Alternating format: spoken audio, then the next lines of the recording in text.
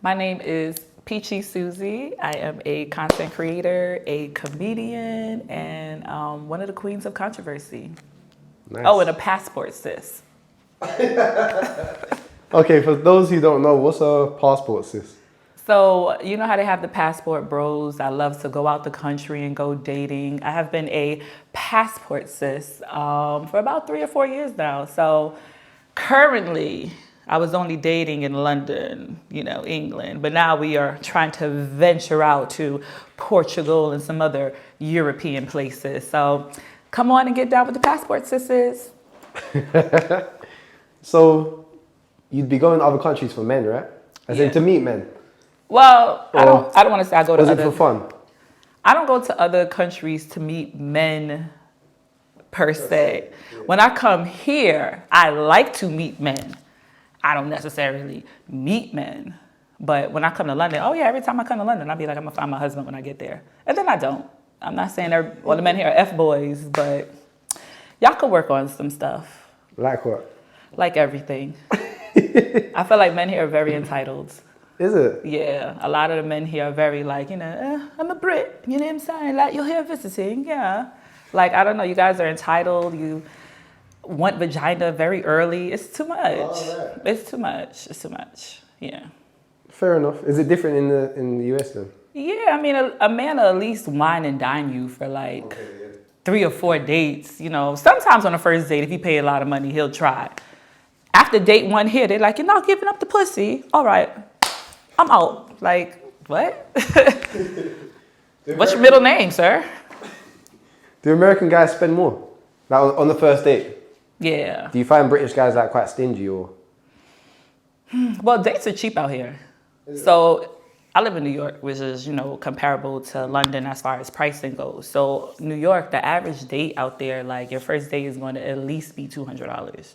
Because by the time you have your food, drinks are expensive. It's going to at least be $200. You could actually take somebody somewhere really fancy here for like 80 pounds. Is it? It's cheap. Dates are cheap here. Not that cheap. I don't know where you go for 80 pounds. Listen, I be looking at bills, okay? I'm one of those people who be sitting right there acting like I'm keying, but I have laser eye surgery and I be right there looking at the bill like, okay.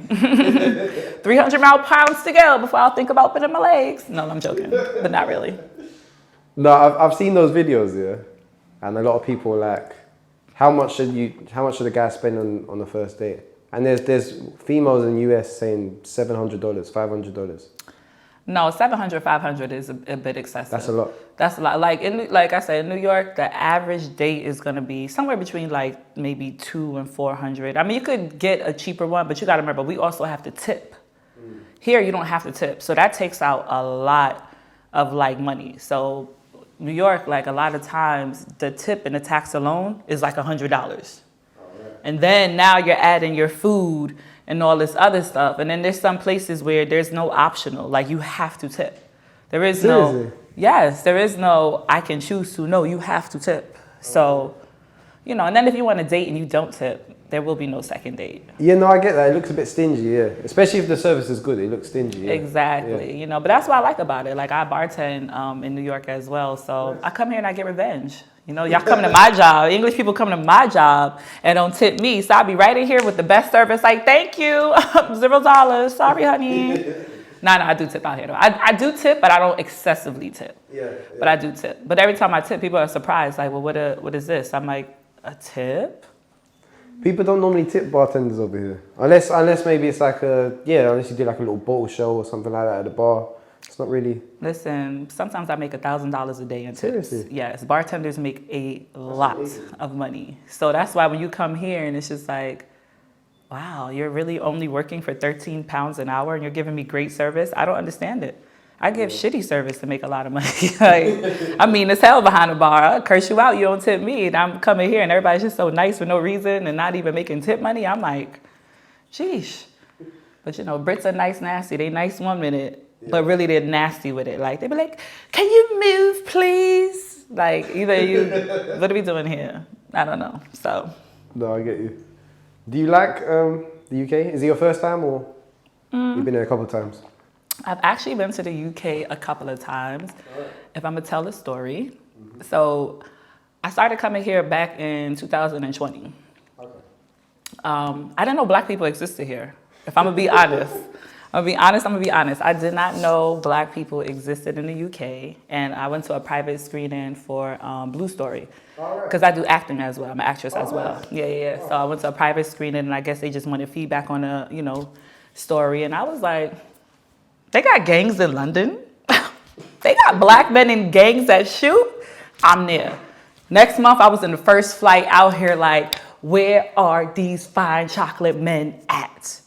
And yeah, I've fine chocolate F-boys, but hey, we here with it. We here with it. So, and then once I came here, I was like, damn, do I really want to date American men now? So like everybody in America knows, like I just do not, if you're American, don't even come talk to me. I do not date American men. My dating life, yeah, it sucked for the last 4 years. I will say that, because if I come out here, I'll have sex or whatever. But in America, no, not at all. They just don't do it for me. I be like, there's no accent, there's no any. So you like the accent? I do. I have foreign pussy now, so once it's contaminated with a foreign, that's foreign now. Yeah, so. So do you prefer UK men to American? I did for a very long time, at least 3 years now. But I think I'm starting to slowly come out of that. The realization has slowly hit. So now it's just like, I'm just on some like whatever. Whoever comes. If they don't, like before it would be like, okay, when I go out there, hopefully this, hopefully that. Now it's just like, I'm just out here to vibe, have a good time. I want to eventually move out here. I love everybody out here. So yeah. UK's, people say it's bad vibes, but it's a lot of good people here in the UK, like in general. Like I know some people say they don't feel like they get supported enough, but I guess maybe as American, especially a female American, I feel like I do get a lot of support from a lot of my friends out here, other content creators and different things like that. So, I mean, I like it. No, that's good. Yeah. So, everybody else who's bad vibes, get it together. Support each other. It's the only way to make it out of here. Make it on over to LA. That's everybody's dream. I'm going to LA with Damson and Idris Elba. Hey, do what you got to do. Support each other, though. You'll get there.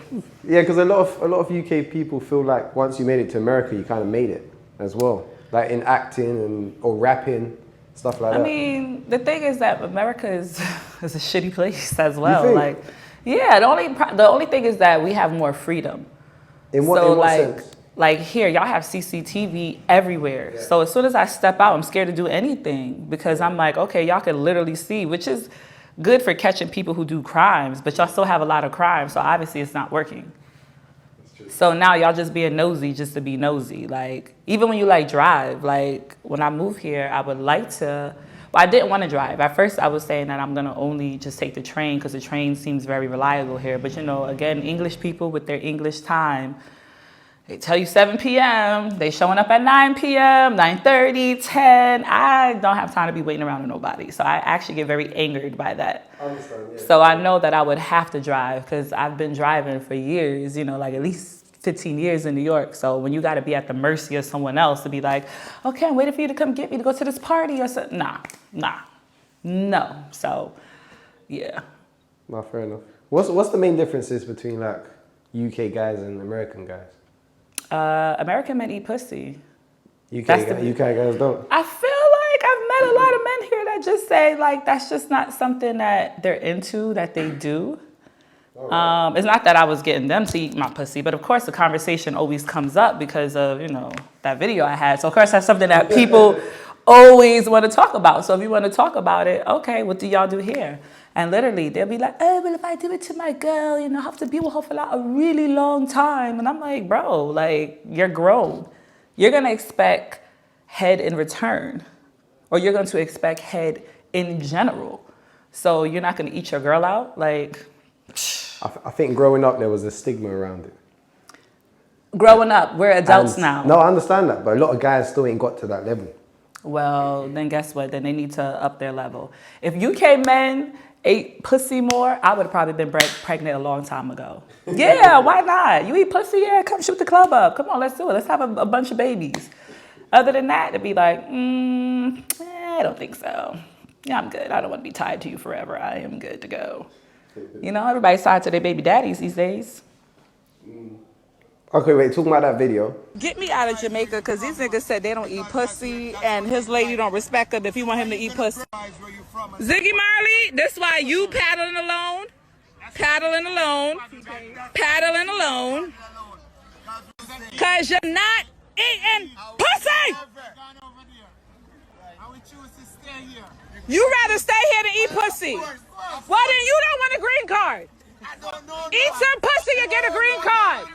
Eat some pussy, you're a millionaire. Eat some pussy. Look, they done called security on us. They done call security. They done call security. They done call security because they don't eat no pussy. This day one. Look, hey. So that's the video. What did that video do for you, kind of thing?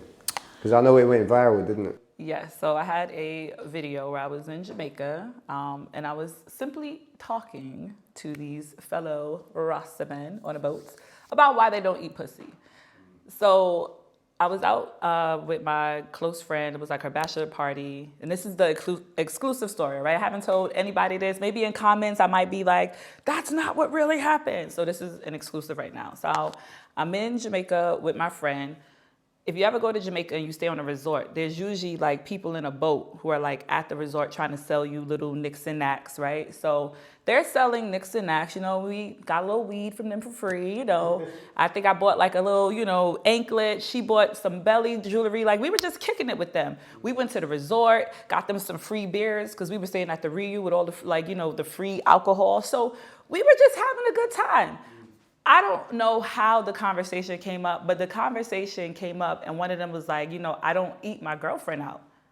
If you notice at the beginning of the video, I say, these men say they don't eat their women out and their women don't respect them if they eat them out. I was not asking them to eat me out. Not at all. Not at all. But of course, when the video went viral, it turned into American woman goes to Jamaica and argues with men about not wanting to eat her out. No, okay? Like to be honest, to be fair, I don't even really like Caribbean men, and I'm West Indian, okay? My grandmother is from Montserrat. Like, I do not like West Indian men. I like African men. So in no way, shape, or form was I asking these people to eat me out. I just was telling them, if you want to level yourself up in life, American, Jamaican, African, no matter where you from, eat some pussy, okay? That's all I'm saying, and that's what I say to the world. That's it, okay? You want your woman to be good and loyal to you? Eat some pussy. And that's what that was about. Me just letting these men know, eat your girl out. And being that they wasn't eating their women out, that's why they was on that boat paddling alone. That's why their woman wasn't there selling the jewelry with them, because they wasn't eating her out. And that's it. It was just innocent, it was jokes, it was vibes. Everybody's telling me, oh, you know, you're gonna be swimming with the fish in the sea and you're so disrespectful and this and that. Yo, it's a joke, get over it. If not, fight me. I'm not going back to Jamaica, so you can't fight me, whatever. All right, so what did that video do for you as well? Because I know it went viral, didn't it? The video did go viral. It went very viral. So I actually do post it up once a year on the anniversary. Just let it go viral again, yeah. So when it went viral, actually Instagram had put a block on my page. So I couldn't post for like maybe a week or two, because I remember posting it while I was at the airport. I was catching a flight to London. I put the video up and I just, like, literally the title was like, good morning to the men who eat pussy, go to hell to the ones that don't. I got off the plane and like my Instagram was in shambles. Like it just was, my phone just kept dying from like all the notifications just going off. And I was like, what the hell? So it did, you know, I didn't think it was gonna be a big deal because that happened. I think that happened, I put that up in June, and then for my birthday in August, I went to St. Martin and people were stopping me in St. Martin like, that's you from that video. And that's when I realized like, oh, this video might have went a little bit more crazy than I thought it would have went crazy, but I mean, it's all jokes. It's all good fun. Like, yeah, no, it's good, yeah. Do you know how many views roughly, or? The first time? Yeah. So the first time I put it up, it went viral, but it didn't necessarily go viral from my page. Okay. So everybody kept resharing it. Yeah. And a lot of like celebrities like reposted it, but no one was really tagging me. So like, if I got some like followers, maybe 5,000. It was nothing like too crazy. Even when World Star put it up, they didn't tag me. Like no one tagged me. So then I had actually lost my Instagram page. My first Instagram page, Instagram deleted it because I guess I had too many violations when being that Jamaica video. I had too many violations. So in March of last year, they deleted it. I had to start all over again. And then I remember coming back out to London. And London is my good luck charm. I came back out to London and I was like, all right, let me just put the video up again. It's the anniversary. Same thing happened. And then I think it went viral from my page. So then I think I got like over 1 million on my page the second time I put it up. That's good. And then I just put it up again and guess what? Still going crazy on my page. I just put it up like I think like a few days ago, like maybe when I first came out here a week ago. So, you know. Oh, that's good. Just that's play good. into it. Yeah. What kind of inspires your content? Or what kind of makes you create the content you do and what are the topics? Everyday life. Like literally every time I put something up, I'm probably either subbing somebody or it's a thought that went through my brain. It's literally all just based on like literally something that happened and I'll be like, Like I just put something up today and I remember somebody texted me and I was like, damn, I owe this nigga some pussy. And that's literally what I thought. So I made a video. I was like, you know, when you finally realize like, hey, maybe I'll get this nigga some pussy this time.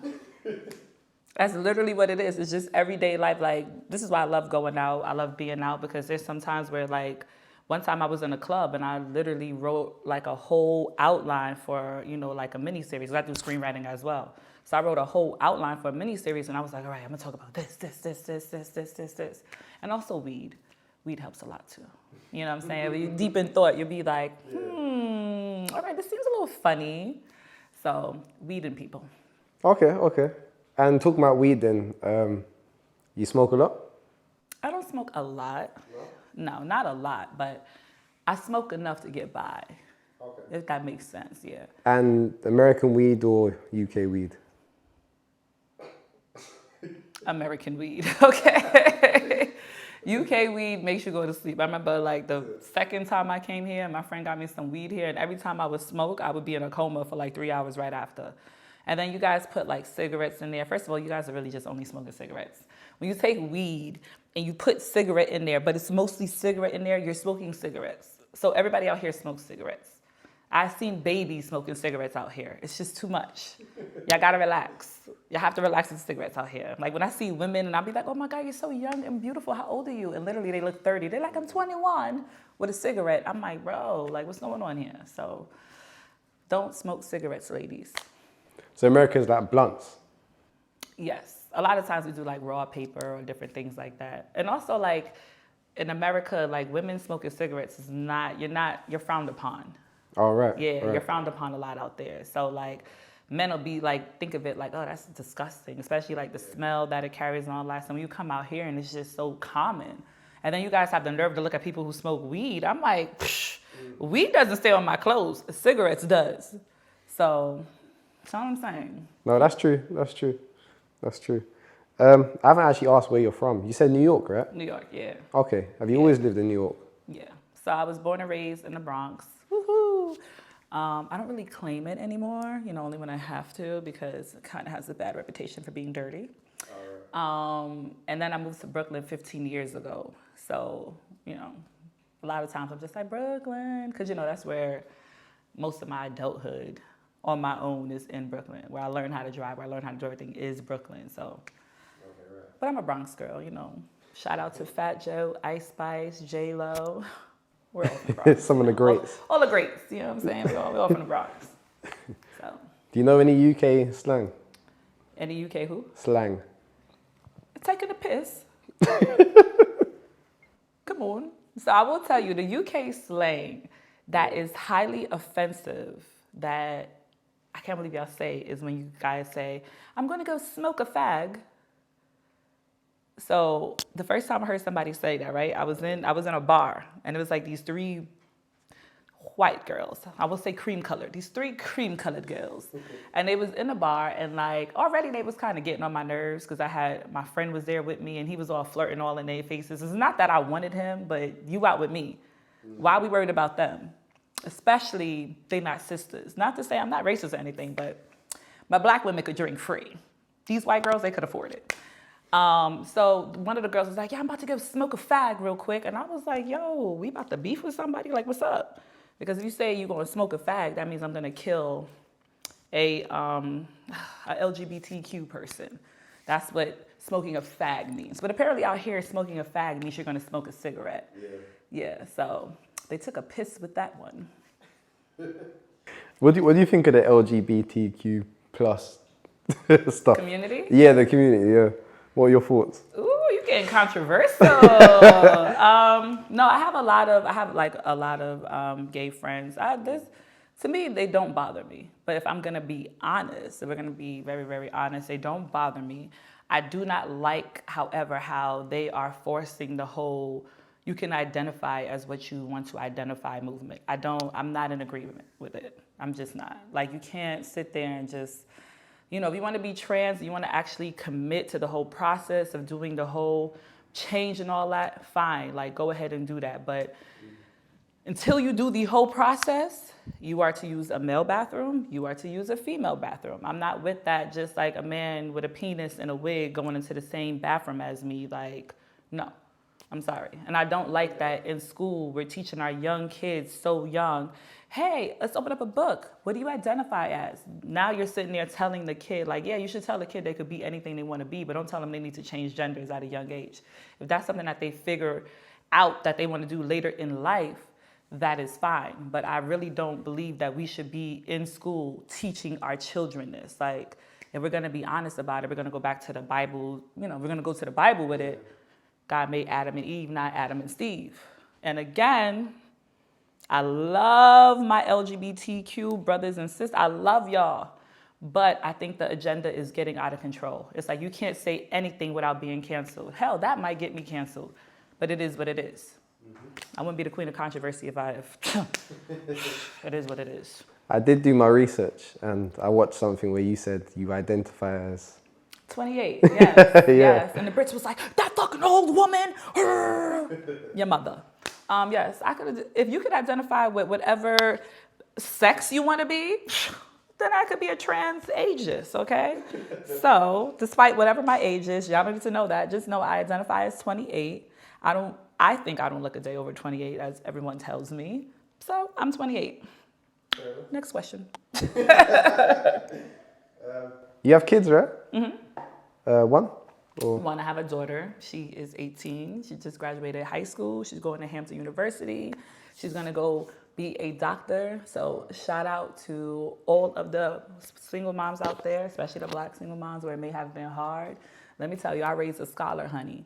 So don't let them make you think that just because you're a single mom, you can't do it. Was life hard? Yes. My daughter's going to one of the head HBCUs in America. Hello, can't tell me nothing.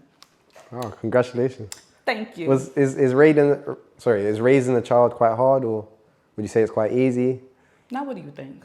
I'm asking. I don't have kids. You have a whole other kid that you have to worry about. Of course, it's hard, especially if you don't have like help from the father and stuff like that. Like, I'm a true single parent. Like, you know, like I have one of those baby fathers. Like, once we broke up, it was like, you know, if you're not gonna be with me, I'm not gonna do nothing for the kid, and that's fine. I would rather die a million deaths than to let you touch me again. So that's fine. And so, you know, just trying to raise her on my own, do what I have to do, you know what I'm saying? She's always had her own room, always got whatever she wanted. So, you know, it just makes you hustle harder, but it's cool. You know, she's a good human being. Now, if she was a bad human being, I might be questioning myself like, damn, where'd I go wrong at? But she's a good human being, so I would, you know, tap myself on the back. And if you are a single mother out there and you know you raised a good child, especially if you did it on your own, pat yourself on the back. If you're a single mother, and even if you look at your child and wonder if something's going wrong with them, pat yourself on the back because they're still alive. That's a big one. Not all kids make it to be adults. So if your child made it and you a single mother, pat yourself on the back, period. Yeah. I've heard in America there's, you know, I mean, I watched the movie then. Boys in the Hood? Which one? Boys in the Hood? No.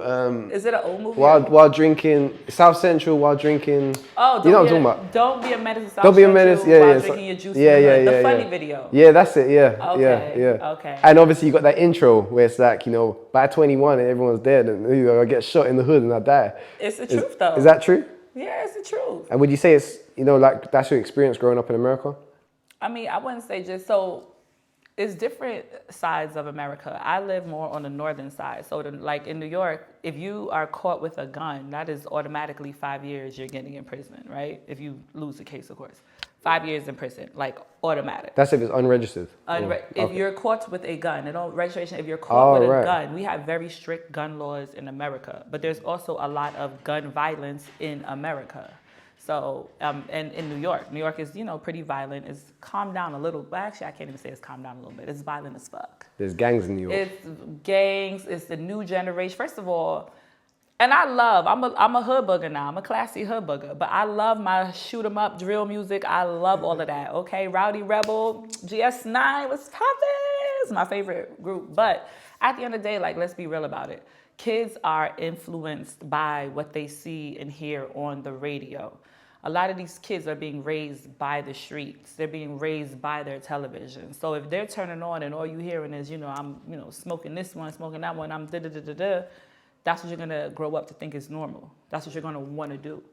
So it's one of those things where like the violence, especially the newer age, like if you have nothing to live for, you don't mind killing somebody. You don't have no kid at home. You ain't got nothing. You go home to an empty household. So of course, the young people, those are the people I would be scared of because they shooting up everything with no thought of consequences, no thought of can I make it home to my family or whatever. But we have to now turn around and blame our generation because this is what we're showing them. We're showing them shoot up anybody who got a problem with you. It's catchy music. But at the end of the day, like, come on, you know what I'm saying? You got to start changing that message around a little bit somewhere, Yeah, no, it's true. I mean, my idea of America is that there's just guns everywhere. Is that? No. It's not like that? I mean, New York does have guns everywhere. Yeah.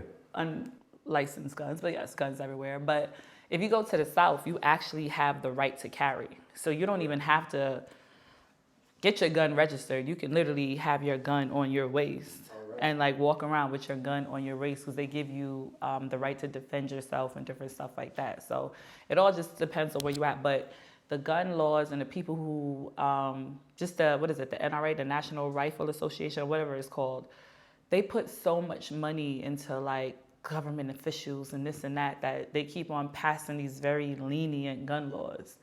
In which they do need to get stricter with it because look how many mass shootings are happening. Every time I turn on my TV, there's another mass shooting in America. Like the past year alone, it may have been like 15, maybe more, because we only know what we hear about on the news. They're not even talking about the ones we don't hear about. So, I mean, it's out of control. America is out of control with the guns.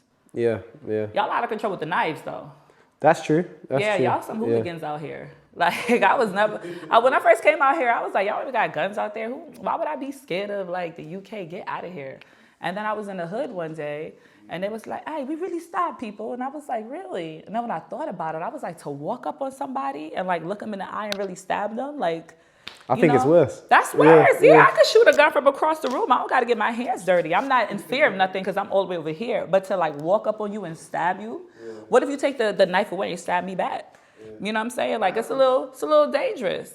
In fact, I was in Shoreditch. Okay. I was in Shoreditch, 2 years ago when they had the Euros, or not the Euros. What was the one, the soccer match, the football match 2 years ago that they had? World Cup? Or? The World Cup, maybe. Okay. The one where the British team was in it with Jack Grealish. That was like 2 years ago. Yeah, World Cup. World Cup, okay. So I was here for the World Cup. Me and my friends went out to Shoreditch because we were trying to find some place to like watch it. And it was just crazy out there. And this is the day that they lost. So it's kind of drizzling. They tearing up Shoreditch because they're like, oh, we lost. All I know is I'm like, yo, let's go to the strip club. And there's like a little bootleg strip club in Shoreditch. Yeah. I was excited. I'm like, all right, we about to go to this strip club. And I'm standing there and then I get pushed. And I'm like, I turn around on some like New York shit like, yo, who pushing me right now? This man was like, help me. This guy was walking up with a machete this big, okay? And security had to like hide the man. And he was just so calmly walking up with the machete. And I was like, wow. Like, he could have like, what I keep thinking is that he could have really like sliced me with that machete because at the end of the day, like I was the person in the way. Sir, I saved your life, okay? You pushed me to get out the way, but I saved your life. You owe me. All I'm saying is that y'all are crazy, like the machetes, the knife crimes, and then out here y'all are like killing like teenagers. Teenagers are killing each other. Like, come on, y'all gotta know better. Know better, do better. Do you know about the Rambo knives? Have you seen those? The ones yeah. with a hook on them. And they got Yeah. like 2 hooks and they're really bad, yeah. Yeah. So I think they do more damage on the way out. But there's like 15-year-olds with those kind of knives now. But how do y'all have access to it? They're for like 20 quid, 30 quid. But that's what I'm saying. So maybe y'all need to talk to, what is it, Prince Charles now? Charles, maybe you need to get up on that, or Parliament. What's the guy with the bad hair? Who ain't no Boris. Boris. Boris. Boris is under scrutiny now. He's in trouble. Well, y'all better call somebody up to get these little machete laws in place or whatever like that. I don't care if it's 20 quid or not. Maybe they need to have a license to get the knife around here. Because it's not like y'all going hunting. Y'all ain't got no woods here. You ain't got no lakes here. You got a lake, but I don't even know if there's fish in there. So come on now. Ain't no reason somebody need no Rambo knife up in here. Have you seen any shootings in America? Like live? Like in a club or anything like that? You know how many times I've had to run from shootouts? Is it? Yeah. I went to high school in South Carolina, and I will never forget, like, I'm like used to it. Not to say I'm used to it, but it was my graduation day. My brothers and sisters, they came down from New York because I did my high school years down there. And they came down from New York, and they're like, all right, you know, let's go to the club. So I take them to my favorite club, you know. I'm used to shit, you know. And I was drinking, smoking in the club, and I remember, like, just dozing off a little, taking a nap. And I woke up because, like, a chair hit my body. And I was like, what the hell happened? The whole club, like, just broke out in a huge fight. And then there was a shootout outside. So I just remember, like, being so, like, me and my other brother, we, like, running across the street, ducking in the field. And I felt so bad because it's like, that was probably, like, the 3rd or 4th shootout I had to run from. But now when you have your siblings there, now you start, like, feeling a little, you know, more worried, like, dang, I hope I ain't bring them all the way out here just for them to get, you know what I'm saying, like, shot up or something. But, yeah, when I used to party in Harlem, you know how many shootouts I had to run from? Scraping up my knees, like, are you kidding me? Heck yeah, even when I was younger, I grew up Castle Hill. Shootouts there too. It's always New York. New York is a shootout place. And in the South, in South Carolina, I was in a small park called Orangeburg, South Carolina. Shootout heaven over there. They was letting us drink at the club at 16. You know they letting us bust off shots everywhere. So, it's crazy. It's ridiculousness. See, America, okay, over here, if you have guns, it's normally like a handgun or, it's not like, the ones I see in America, they've got AR rifles and... No, the guns y'all be having here be like them old 1800, those what is it, those musket ones you gotta go like this and... Like, the guns over here are a joke. The guns over here are a joke. When I see somebody with a gun, I was like, sir, who's scared? Shoot me with that. What's gonna happen? It's gonna bounce off my skin? Please stop it. That's all I'm saying. It's like the guns here, just y'all could use some updated ones. But then y'all really don't need it. Because if y'all knife people down, imagine if y'all had guns here, who's gonna be walking around? Well, that's true. Y'all get mad at everything here. But we don't have access to guns like that. As in, like, America, I mean, where did the guns come from? Is it ones that they've kind of brandished off the cereal? And So what, like, sometimes they might do is, again, it's so easy to get a gun in the South. So if you live in the North, you just go somewhere south, buy a gun, drive it back here, and it's nothing. It's so, when I say it's so easy to get guns in the South. And that's all they do, is just transport it back up east. All right, fair enough, yeah. Wait, when you said you were in the hood in the UK, what area was that? I'm pretty sure it was South somewhere. South, okay. But I have been in every hood. I stay in East London all the time when I come. And it's been different. Like, I remember, what was, not Deptford. Deptford? Is this a part they call Deptford? Yeah, Deptford's near Lewisham. It's just after Lewisham, yeah. Yeah, I believe I was New in Cross, Deptford. Yeah, I've literally been in a lot of hoods just walking around aimlessly. And they're like, are you crazy? What are you doing? It's bad out here. I'm like, I'm on the train lost. I'm just trying to get here. Where's this at? And they're like, oh my God, let me walk with you. You seen any, you know how you had that story in the US? Have you seen anything like that in the UK? What? Like shootings or arguments or crazy fights where someone... Oh, you said that someone's brought out a knife. Yeah. You know what? Actually, let me tell you, I almost got in a crazy fight out here, okay? The men out here are crazy. I'm going to tell you about this guy I went on a date with who was a complete psychopath, and I didn't know it, okay? And this is the first time where I was like, you know what? UK may not be for me. So I met this guy on a dating app because, of course, we're all on dating apps. And when I came to, I met him like in the like I have my dating apps put to UK, so that when I come out here, you know, I can line them up. You know, not to be funny, but sometimes you gotta line it up, right? Like, okay, I don't believe in. It's hard to really meet people in real life sometimes. So I met him on a dating app, and he was like a really nice guy. He was an older guy, real nice. You know, like I was staying in Croydon at the time, and I think he lived like somewhere in West. So he would send like a cab for me, you know, which would be an hour. He came, he brought me flowers, you know, taking me on nice dates. I was like, oh my God, this guy is so nice. He even like the next day after we hung out, the first time we hung out, he went and paid for me to get like a massage, a facial, nails done. I was like, oh my God, I know my husband got to be in the UK. Y'all know how to treat women. Honey, I should have known this man was a psychopath. So I'm not saying he's Nigerian, but he's Nigerian.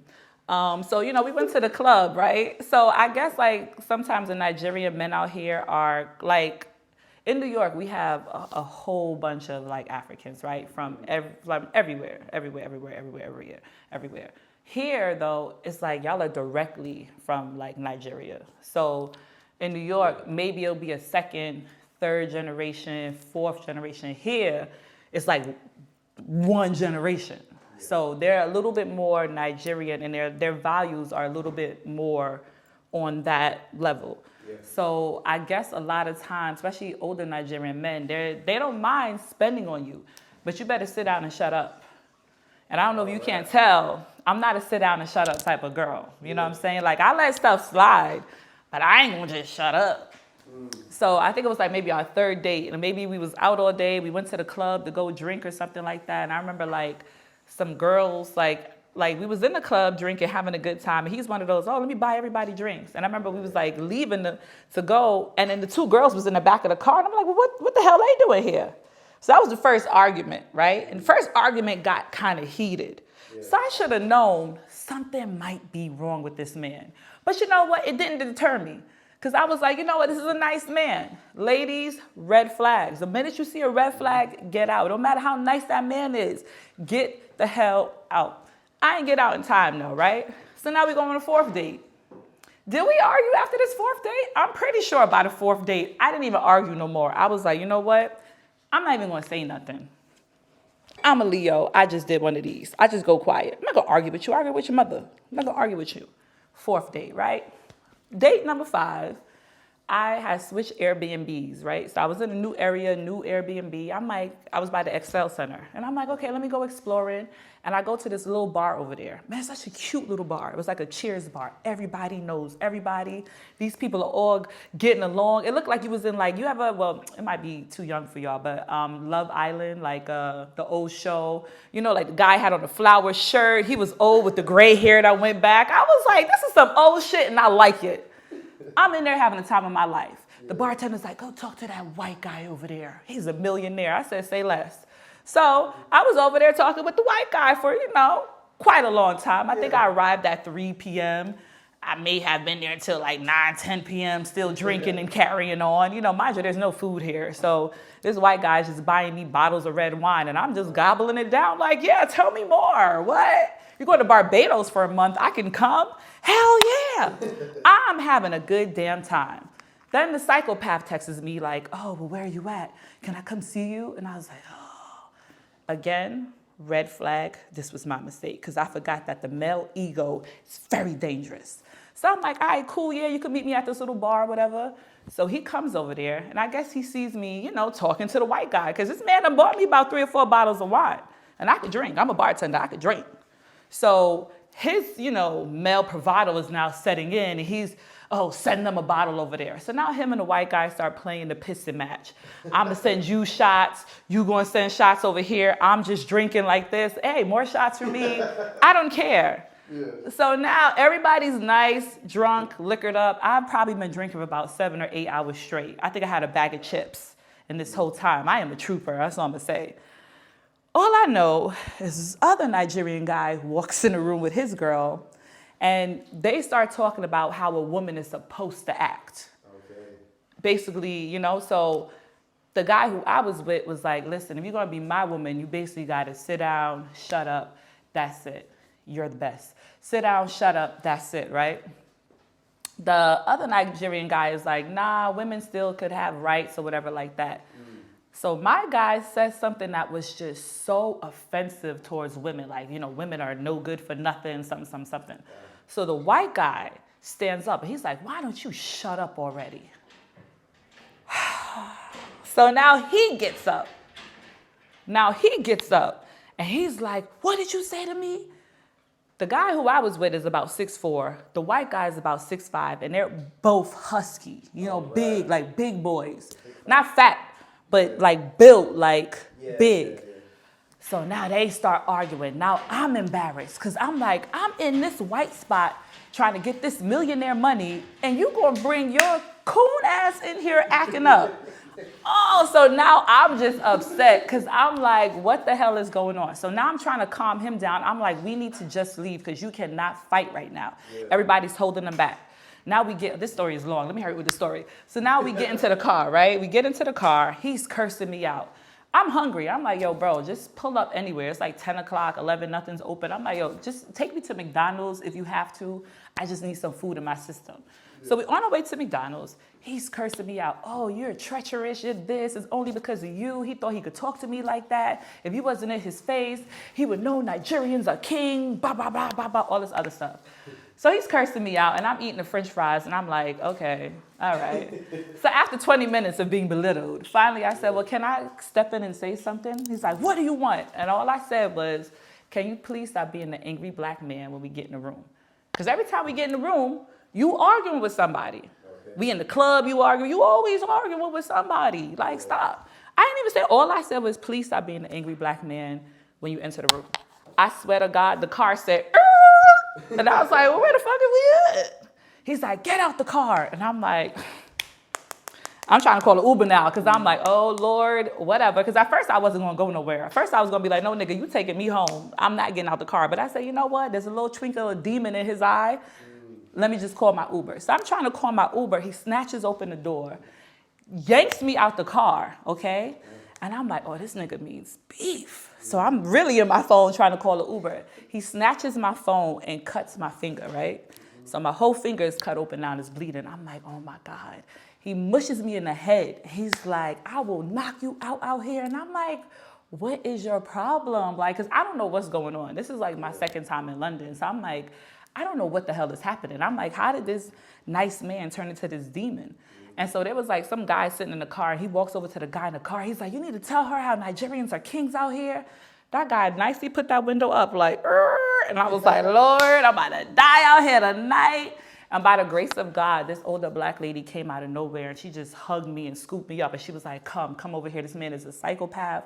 Come out the way. And literally, like, I'm like, okay, let me just see if I can get my phone. He took my phone, because when he snatched my phone, he put it in his back pocket. He took my phone, threw it halfway across the thing. Luckily, it didn't break. It cracked a little bit, it didn't break. Threw it like all the way across the thing, got in his car and like zoomed off so fast, like where he almost tried to hit me. And like the lady like literally was pulling me out the way. And I was like, what the hell just happened here? Like what? This is when I knew niggas is crazy out here. Like y'all will hit women back. The men out here will hit women back. In New York, like you can't really hit a woman. And if you hit a woman, you will be handled. Like everybody knows, like even if I'm your girl and I like slap you, you can't slap me back. Now, if I two-piece you, I might want to fight. But if I slap you, you got to let me get that off. Here, men be like, yo, if you slap me, I'm fighting you like a man. Say less. I ain't never going to smack nobody out here. That's all I'm going to say. But yeah, that's one of my UK dating. So, men are crazy out here. They good looking, honey, but they're crazy. That's a good story, though. That's a good story. Wait, so you're saying you could hit a man in America with no retaliation? I mean, a man might grab you right here. Okay, but they won't just try and actually hurt you back. No, they're not going to try to actually hurt you. Like, literally, if you hit a man, especially in the streets, if you hit a female in the streets, you will get knocked out by another. Like, if a man catches that, he will knock you out. It's no just hitting females. Yeah. Unless the 8-ball jacket. Somebody like that who probably really might have deserved it, then we might be like this a little bit. Like, she kind of had that coming. But I'm sure if he would have two-pieced her, somebody would have came in. It was just one little slap he did. But yeah, you can't really like hit women like that. Like a man will let you kind of clock off on them. I think that's good. I think that's how it should be, really, yeah. Yeah, but y'all need to be like that out here. And men and women are different sizes naturally as well. Yeah. Exactly. No matter how much I might have some, look like I have male bravado or something, I'm not a man. I'm very much a female. Very feminine too. Do you prefer the clubs here or in America?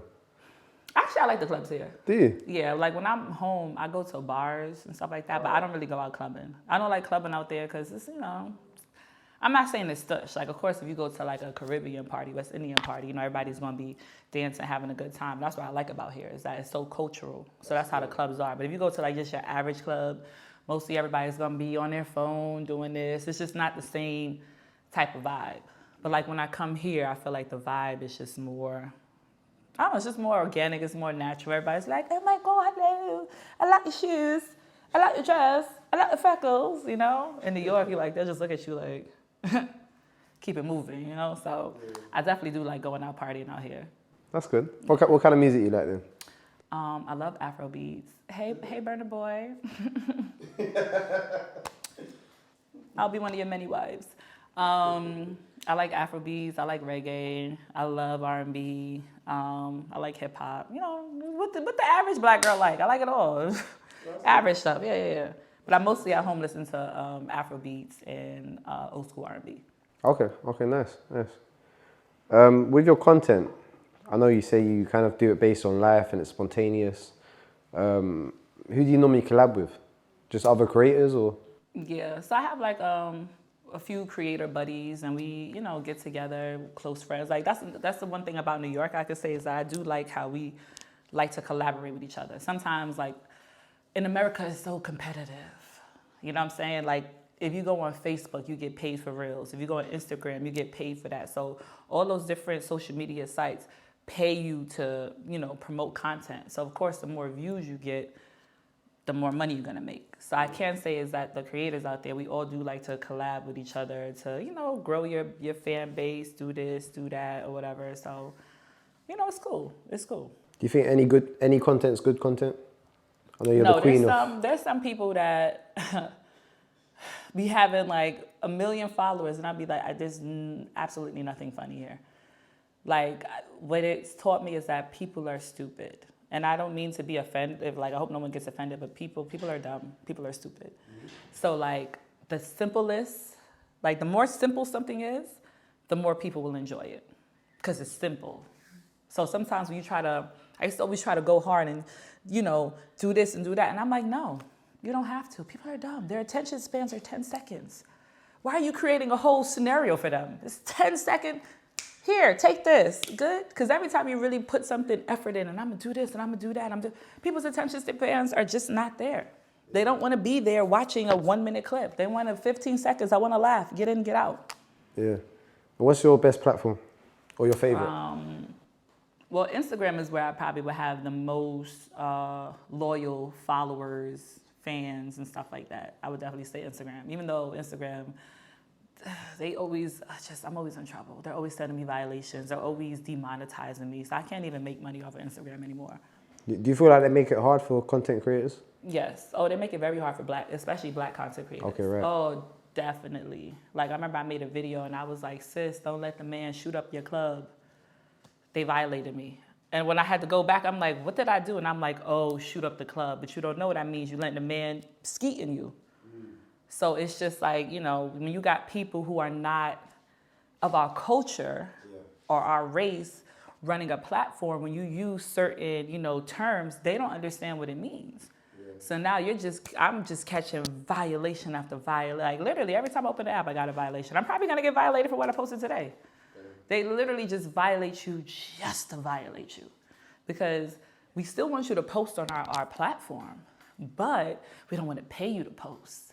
So they just demonetize. Mm-hmm. Wow. But still post. I'm just not going to give you no money. As I have another video that's going viral. It's still going viral right now that I posted about a friend zone video. Same thing. It got to 1 million views. I was making money off of it. They violated me. And I'm like, what did I do? You know what I did? Too many people reshared it. So they said limited originality.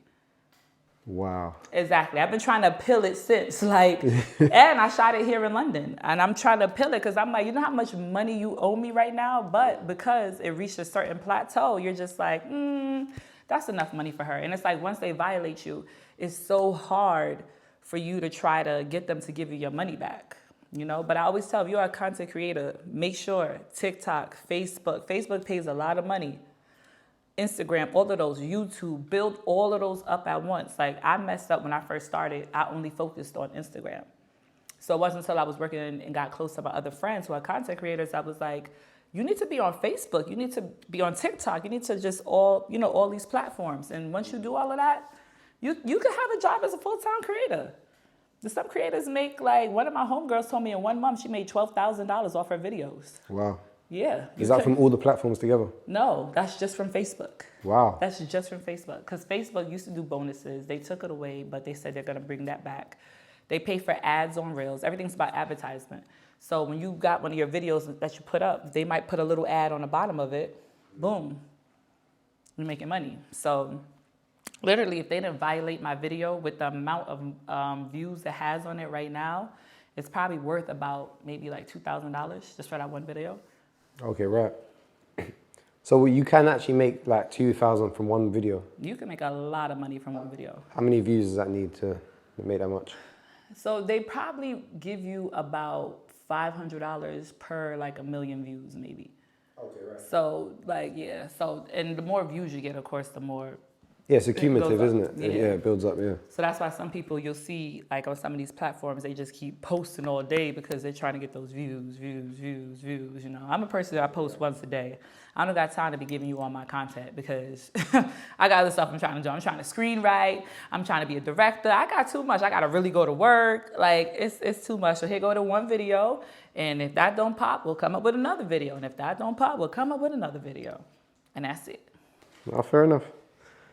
You do content creating full time now? So I'm West Indian, so I have a lot of jobs. So I do acting. I act on sets out back home. Again, I do the screenwriting. So I write. I bartend at Barclays Center. So that's another job. So in between, I'm just, always busy. So if I didn't when I'm not working both jobs, because right now the writers in America are on strike. Okay, right. Being that the Writers Guild is on strike, there's no work for actors out there. So everybody right now is kind of just like in limbo. So there are usually there's probably maybe 20 shows filming at once. If there's a show filming right now, it's only because they don't need a writer to change certain parts of the script, because every time you work on set, they change stuff up. So with the writers being on strike, you can't cross the picket line. But they're actually on strike, isn't They're it? Not on strike. They've been on strike for a month or two. That's why I'm out. Usually I Wow. always do come to London for a month in July, but that's why I'm out here now, and I'm coming back out here because there's literally no work. Wow. Yeah. Are they on strike for higher wages or? Yeah. They're Okay. trying to because think about it, without a writer, how is everything really going to come to place? Yeah. If you really think about it, right? Yes, you're a producer. Yes, you have the money. Yes, you're a director. You can make the vision come to life. You need the story. Yeah. So if I'm a writer and you're only paying me $20 an hour and I'm writing episode after episode, yes, my money is not making it happen, but where's your story? Yeah, that's true. And so all writers are just saying is that, hey, we want to have fair wages. You haven't given us a raise. You're making $3 or $4 million off of this, and I'm only making $1,000 off of this. Are you crazy? Give me my money. Are most writers independent, or they work for companies and get set wages? New York is a place. New York, Atlanta, and LA are the hubs for acting and all that. So it's so many different type of writers, and there's so many people that might write independent films. It's not hard, but it's kind of hard to get yourself established as far as doing shows and stuff like that. So a lot of times, especially as a Black creator, a Black actress, a Black screenwriter, a lot of times you have to start and create your own path. So that's what I'm doing now. I write. I've written, a movie. a pilot, a few pilots, a few shorts. So now I'm taking my own money and I'm producing my own content. And you put your content into the film festivals and different things like that. Now people are starting to recognize you, especially if you're winning awards at the film festivals. Now you got other people wanting to work with you. And you just build your name up from there. Everybody got to start from somewhere. So there is a lot of people, especially like us as Black people, that, we work with each other to be like, Hollywood ain't gonna give it to us. We'll give it to ourselves. Let's get it. Have you been acting quite long? Yeah. So in high school, I took up theater arts. Oh, nice. Yeah, that was not major, but that was like the main thing I did in high school. So, I was like beating up people by the day, and then at night, like, doing plays, like, to be or not to be, that's the question. So that's where my love for it came. And then, everybody you have a child, you take a break away from it.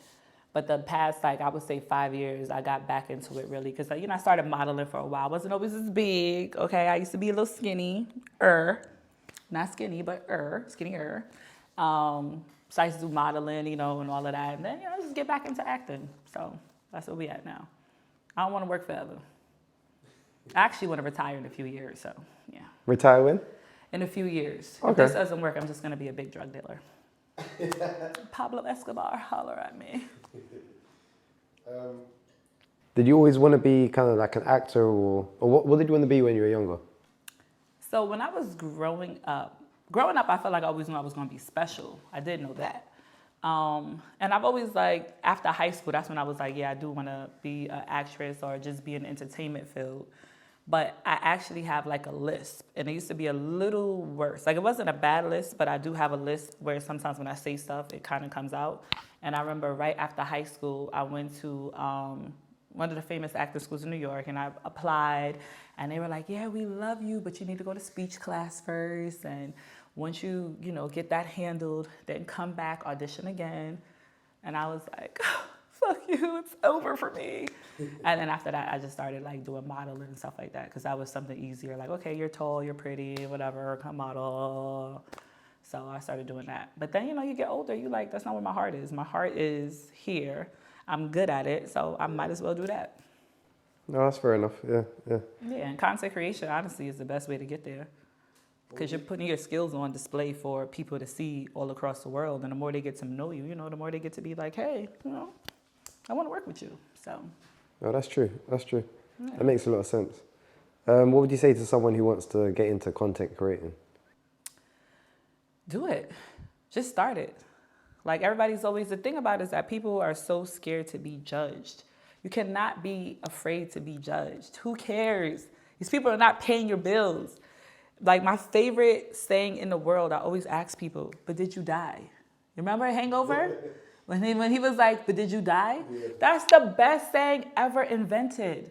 Because at the end of the day, okay, this person called you ugly. Did you die?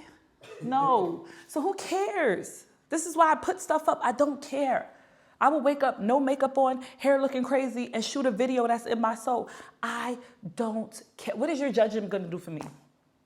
Nothing. It's going to do absolutely nothing for me. No, that's true. I think that's the best way to be. Yeah, don't like, you know what I'm saying? And it's hard to get like that, because some people, once you're sure of yourself and you know who you are, you don't care what people got to say. Okay, I got a long face. Okay, wow, my feet are big. Okay, wow. Oh, I'm not funny to y'all. Okay, but you're here commenting on my page. I must be something. I don't care. So when people try to troll me, bring it on. You're literally bringing me money. You're helping me monetize when you troll me. When you send your stuff to your friends and say, I hate this girl, you're making me more money. Thank you. I don't think people understand that. The more you hate on me, the more I make. Make more, please. Please. Inspire me, please. Is that why you're the queen of controversy? That's right. A lot of people, again, are scared to say how they feel, what it is. Like, one thing about me, I'm going to let you know what it is. I'm going to let you, if I go silent, maybe I'm a little upset and I don't want to hurt your feelings, but I'm going to let you know what it is eventually. So when I come real. If I don't like you, I don't like you. If I like you, I like you. Period. Can I ask, what color are you? Oh, how would you describe your race or background or Oh, ethnicity? yeah, I was like, what color? I was gonna say, I don't know. I think I'm like a shades 3, 4. I don't know. No, I'm a black woman. I'm a black woman. My mother is very light skinned, so that's where my complexion comes from, and the freckles. My mother's light skinned. Her mother's light skinned and from freckles. They're from Montserrat, so like half the siblings are dark skinned, half the siblings are light skinned. Like people got to understand. Black literally comes in all shades. Like me and my brother have the same mom, same dad. But if you look at my brother, he's about 4 or 5 shades darker than me. Same mom, same dad. Like it just all depends. You know, my sister, my other sister and my older brother, literally night and day. My sister is my complexion. My brother is about 15 complexions darker than her because he took from his mother's complexion. My sister is even lighter than my father, so she got her complexion from her, like my grandmother. So it just, with black people, you just never know. You just never know. But I am a black woman. I come from 2 black parents. I'm just a light-skinned black woman, and I will fight you if you try to tell me otherwise. So please don't come to me about my race, because it will be on and popping, period, poo. Oh yeah, talking about poo. I heard you call people doo-doo. Or poo. Well, what it is, well, you know, you say poo, like that's my sissy poo. Like poo is it's a term of endearment. And I will say this, like my aunt, God rest her soul, she passed away from breast cancer. But before she died, she used to always be like, if she would just be describing somebody, I would know she really liked them. And she'd be like, oh, that's my doodoo. I'd be like, your doodoo? She'd be like, yeah, that's my doodoo. But you got to be there to understand, like, that means that's your nigga. That's my doodoo. Like, you know, our souls is one, you know? Because when I date a nigga, our souls are one, okay? I want to live under your skin. So, you know, our souls are one. So if I call you my poo, that just means that you my baby. So it don't mean like, oh yeah, you're the shit, or it don't mean like that. It just means like just near and dear. You're my boo boo. Okay, you know, you my like. What's the best feeling in the world? To take a dump, like releasing from sex and having a dump. Those are one of the 2 best feelings in the world, right? So if I call you my poo, like yo, you my poo, man. It's a good feeling. Get with it, yeah, get with it. What's your goals and aspirations for the future? My goals and aspirations, aside from marrying a multi-billionaire, fuck millionaire. Oh, well, maybe millionaire, because billionaires, they might want me to do too much stuff that I ain't really ready to do yet. But I really just want to be, I'm inspired by, like, Viola Davis. I love Viola Davis. Like, live and breathe Viola Davis. So I would really like to be a big-time director. That's definitely, I want to be recognized for my screenwriting work. So writer, director, producer, you know, I could keep my money in my pocket, you know. I want to win an Oscar one day. Like, you know, I want to do all of that. I just want to just take over. Like, I also love Issa Rae. I love how she's doing what she can do. So if I could be like a female Tyler Perry, that would be it. I love putting people on. Like anybody who knows me knows I love just giving them advice, putting them on, encouraging them like, yo, you could do this. You know, I'm a hustler. I come from a family of hustlers, you know? I sell weed in high school. Like, I'm a hustler. So every time something comes up, I'm going to be like, all right, we can make money this way. We can do this. We can do that. Da, da, da. And I know sometimes it's draining to people because they be like, here she go with another plan. But hey, that means I see a future for it. And you need somebody like that that's going to be like, how are we going to get this money? Yeah, no, I agree. What do you like about Viola Davis? What is there not to like about her? She's like just such a powerful actress. Like, and then to know like, you know, the controversy that she comes from and stuff like that. And even if you don't know the controversy she comes from, Viola Davis, like, if you are somebody who I could feel your emotions through the screen, that's what I want to be like. Like she could just like, I don't know, anything she does, like I tear up. You know, I went to go see Woman King and I was able to see it because I'm a SAG-AFTRA actress. We have like a SAG union in New York. So I was on the nominating committee to nominate the films, who's going to get the Oscar, like all this, whatever like that. So Viola, they have it where they will show movie screenings and they'll do Q&As with the actors and actresses from the movie. Yeah. And just to see her presence there, like I started crying because I was like, wow, this is Big Mama vibe. This is Viola right here. And then it just lets you know, like, all right, you in the same room as this person.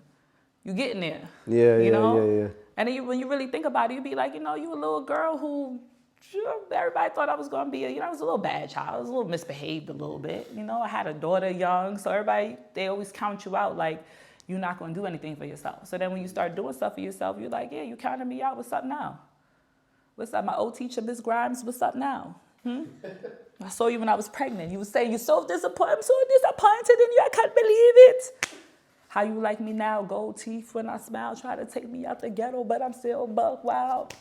That's from Master P, in case you guys don't know. Hootie hoo, rough 'em up. Yes, that's that. How was it having a child? How old were you when you had your first child? But then y'all gonna know my age. Just know. Ooh, okay. Just know. It was after high school. Okay. That I had. Oh, dang. Y'all gonna still know my age. Just cool though. But yeah. So I had my daughter young. Like I had it like I was still in college. Actually, I wasn't even in college yet.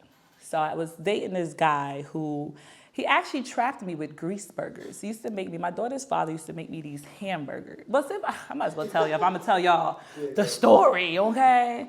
So my aunt was like, me and my aunt was like this. She's 12 years older than me. So we was like always best friends. And she was going to go hustle a little weight down in South Carolina, you know what I'm saying? So she like, yo, Celeste, come with me down there, you know what I'm saying? We gotta go move this product real quick. I'm like, I bet, let's go. We get on a little Greyhound bus, go to South Carolina. She ended up meeting my daughter's father and his cousin. So my daughter's father was helping move the work for her. So of course I'm in the trap house with them all day, every day. And I'm like, okay. So he's, because he's a nice guy. He's dumb as fuck. But he's a nice guy. You know what I'm saying? So he's sitting there like, oh, you want to eat? He's making me food. He's doing this. And me, I like ugly guys and nice guys. Like, if you fine, yes, but I love a nice guy. I love an ugly guy. He's ugly and nice. So, I was like, all right, I kind of like him. Then we started dating. Then I came, after the work was gone, we came back home to New York. He's like, oh, come back to South Carolina. We go back there to go move some more work. And then my aunt is like, yo, like, let's go. We going back home to New York. And I'm like, no, but I think I really love him. And like, she really tried, she wanted to fight me. My aunt tried, like, when your aunt, this is my best friend, mind you, like when I got my first belly ring, like my aunt has taken me to do everything. So of course, like when she's trying to fight me, like, you are coming back home with me. I'm like, I'm not going anywhere. I love him. Listen to your aunts, man. Listen to your moms, listen to your aunt. Listen to an older person when they say somebody is the devil. But I stayed. I got pregnant. Then I was like, oh, man, what am I going to do now? And then I didn't want my dad to find out. So I ended up enrolling in college. Because, I ain't take that. Like in America, you got to take the SATs and stuff in order to go to college and all that other stuff. I ain't do none of that. So I wasn't really thinking about college. I just was like, y'all gonna just make money however I can make it. I don't care. So I enrolled in college and I had told my sister I was pregnant. My older sister, she's 18 years older than me. And I remember my dad just called me one day like, are you pregnant? And I'm like, bro, I'm not even living in the same state as you. So I know my sister snitched on me. You know what I'm saying? There's only two people I told, was my brother, and I know my brother didn't tell, because my brother was like, you want me to give you some money for an abortion? And I was like, no. Well, no, I'm still happy he didn't. But, you know what I'm saying? Off of that now, hell yeah. But, yeah, so, I just ended up getting pregnant, and, but I was in college. I did graduate college with a 4.0 GPA. My daughter was the best thing that happened to me, because I really think that if I didn't get pregnant, I don't even know if I would be here right now, because I was really into some very mischievous stuff. So I would be dead or in jail. So I needed my daughter to just help me get on the right track, level up, have something to live for. Because again, if you have nothing to live for, you just out here doing anything wilding out, because what do I have to live for? So. No, fair enough. We ask everyone, one question. It's what inspires you? Aside from Viola Davis? In life. In life? Yeah. What inspires me? Is it actors then, like Viola Davis, or? I think honestly, I love helping people. I really am an empathetic person. I do love helping people. I do love putting people on. So every time I hustle. Every time I do whatever I do, is more or less to also like power. I'm a Leo. I love power. But I also just want to be a person where I'm able to just put everybody else on. Like, that's the thing. So when I sit there and I'm trying to think of how I'm going to make it, how I'm going to do this, how I'm going to do that, it's not just for me. I don't care about me. Like, I literally want to live as a bum one day. I want to take a year off from life, and I want to live on the streets because I don't want to pay bills. I don't want any responsibility. I just want to be a bum. And I know this sounds crazy. But I'm very serious. Like, I just want to be not a bum. I just want to be homeless for a year. Why? You just don't want to be tied to anything? I just don't want no responsibilities. I just want to know what like freedom feels like. Because every day when you wake up, you got to pay bills, you got to do this, you got to do that. Like, it's overwhelming. I just want to be homeless. But would you still have freedom if you can't go to the toilet anytime, you can't have a shower anytime? I'll just be homeless. I just won't have a home. So I would still, go to McDonald's, use the bathroom. I could wash in the ocean. Like, if I'm gonna be homeless, I'm not gonna be homeless on like the streets of London. I'm gonna go to like Hawaii and be homeless, or St. Martin, like like Aruba. I'm gonna go to a beautiful country and just be homeless, and just see how it feels. Fair enough. Yeah. Yeah. It's about being free. Yeah. I just want to have like maybe that much money just to do crazy things like that. I totally understand Kanye and the things he does. I get it. I'm there with it. Whitney Houston, Kanye West, and Viola, those is my people. I get it. I get it. Do you think Kanye West is a bit crazy sometimes? No, not at all. I think he's misunderstood. Okay. I mean, sometimes he's a little erratic. What about some of the stuff he said? The controversial stuff he said about black people and black people chose to be slaves. That's what he said. I know what he's right. Yeah. And he's right. In what context? He's 1,000% right. So the problem, like a lot of times when I say stuff, right, people are not trying to understand what I'm trying to say. They go on the verbiage of what I said. So if I say something, they'll harp on, but you said this. But what's the meaning behind it, right? Same thing with Kanye. When he said black people chose to be slaves, he doesn't mean that we were like, hey, come pick me, let me be a slave. What he's saying is that when Massa came to you and took you, you had a choice. You could fight for your freedom or you could go willingly, right? What did Nat Turner do? He took as many motherfuckers out that he could take out, right? Because he said, you're not going to make me a slave. I'm not going to do this with you. So that's all Kanye meant. All he meant was that on a plantation, if you, as the owner, you have 3 guns in your house that you gotta, but you got 20 slaves working for you. Yeah. Why we didn't bother you and keep it moving and just keep doing that? Why did we not think to do that? And I get it, like fear is a dangerous thing because of course that's how you keep people in line, with fear. But that's all he meant. He didn't mean that they was standing in line waiting to be slaves. No, you had a choice to make and you didn't fight for your freedom. There were some slaves that were thrown in the ocean, right? So I did my DNA ancestry and 23% Cameroon, right? So, you look it up and they say that a lot of people from there, like when the slave ships would come and get them, they would just throw themselves in the ocean because they like, you're not going to be a slave. Not saying that people should have just been throwing themselves in the ocean, but you had a choice to fight back or not.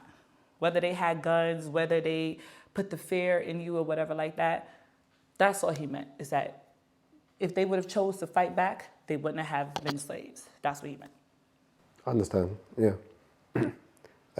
Is there anything you want to talk about before we wrap up? I told y'all a lot of my business already. So. You did, yeah. And eat thank pussy, you. fellas. That's all it is. Grow up, eat your girl's butt. Maybe not the butt, but at least eat the coochie. And what are your socials? Peachiesuze. Let me spell it because no one ever knows how to spell it right. Peachiesuze. Because every time I say Peachiesuze, they put a Y. And I'm like, no, it's Peachy with an IE. I don't know why I spelled it like that, but I'm different, so. And that's across all platforms? Across all platforms. If you see Peachiesuze, you're going to see this big light-skinned face talking smack. That's me. Okay, perfect. Thank you very much. Thank you for having me. It's a pleasure.